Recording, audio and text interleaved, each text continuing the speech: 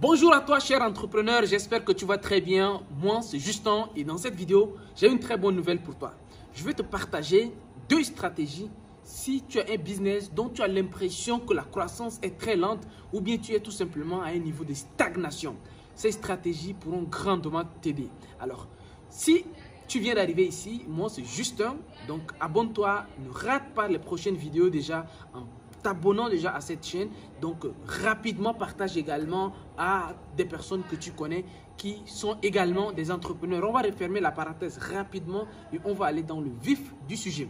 Alors, les entrepreneurs qui n'avancent pas ont un sérieux problème. Beaucoup d'entrepreneurs, alors je l'ai déjà dit, vous connaissez les 4 phases. Si vous n'avez pas encore vu, j'ai mis une ancienne vidéo dans laquelle je vous ai dit les 4 phases ou bien les 4 cycles d'un projet. Il y a la phase de l'idée, il y a la phase de lancement, il y a la phase de croissance et puis il y a la phase de maturité.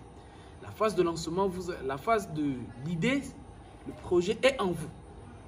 C'est dans votre esprit encore, vous mûrissez. Phase de lancement, ça sort, donc c'est l'accouchement, comme chez les êtres humains. Et après, il y a une phase de croissance où il doit grandir. Votre business doit grandir. Mais à un niveau donné, ça chute naturellement. Parce qu'un être humain, naturellement, entre 25 et 45 ans, c'est-à-dire que vous êtes arrivé à un sommet où vous commencez à diminuer. C'est comme ça, votre business également, votre produit que vous lancez également, c'est comme ça. Mais lorsque un être humain, donc un enfant, il est né, donc il y a un accouchement, il y a une phase de lancement, mais après, il n'y a pas une croissance. L'enfant a 10 ans, mais il a toujours 80 cm. À 25 ans, il n'a même pas 1 mètre. Vraiment, ça, c'est un problème de croissance.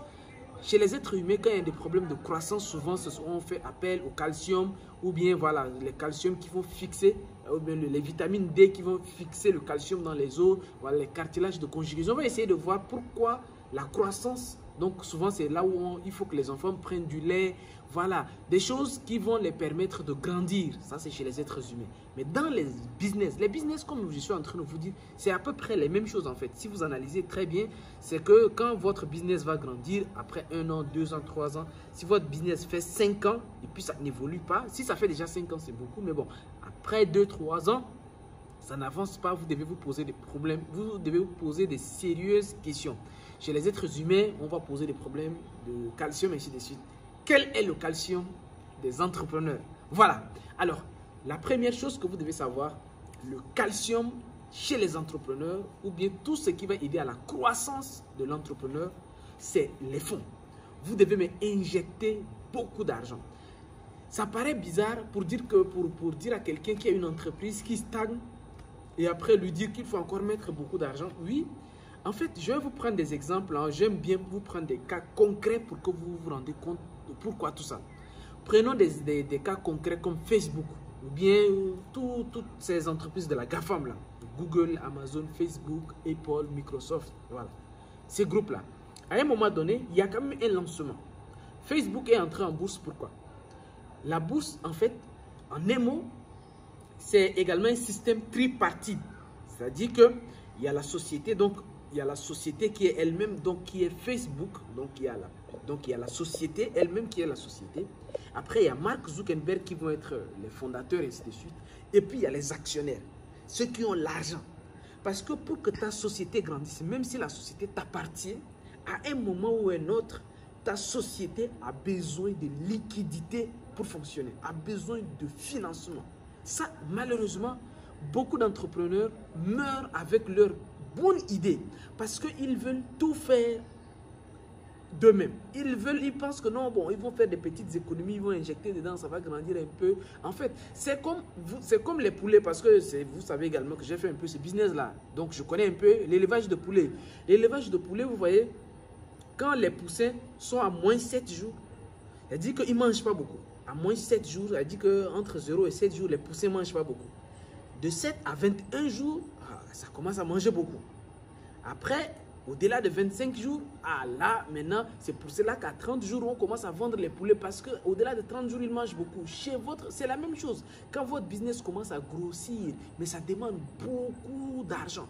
Donc, les entreprises qui ont compris, comme les Google, toutes ces entreprises qui sont cotées en bourse. Donc, aujourd'hui, quand vous voyez une entreprise cotée en bourse, c'est une entreprise qui respecte le principe du tripartisme, quoi. C'est-à-dire, la société est là, les promoteurs sont là, ou bien les fondateurs sont là, mais il y a les actionnaires. Beaucoup ne comprennent pas ça. Les actionnaires, leur rôle, c'est quoi? Donc, quand une société est cotée en bourse, c'est-à-dire, on donne la possibilité, c'est ce que ça veut dire, hein, la bourse. Si vous voulez, je vais faire une autre vidéo. D'ailleurs, dans mon club très restreint, nous sommes en train de former quelques membres aux investissements, à la BRVM, CGF, bourse, ainsi de suite, pour que les gens commencent à acheter des actions. C'est la même chose parce que les entreprises, même les États, parce que quand vous entendez souvent des emprunts obligataires, donc les obligations, c'est-à-dire que l'État, même un État, pour que l'État puisse grandir, l'État a besoin de faire appel à la liquidité ou bien de faire appel au fonds, tout simplement. Elle dit que l'État, je vous parle de l'État, je ne parle pas d'une petite entreprise, je parle de l'État qui a besoin même de l'argent des autres personnes, des investisseurs privés ou publics, peu importe. Mais l'État a besoin d'argent pour injecter dans son fonctionnement pour grandir. Ça, c'est les États. Les entreprises, c'est la même chose. Les entreprises ont besoin également, parce que la bourse, c'est le marché des entreprises. Les entreprises ont besoin également de l'argent.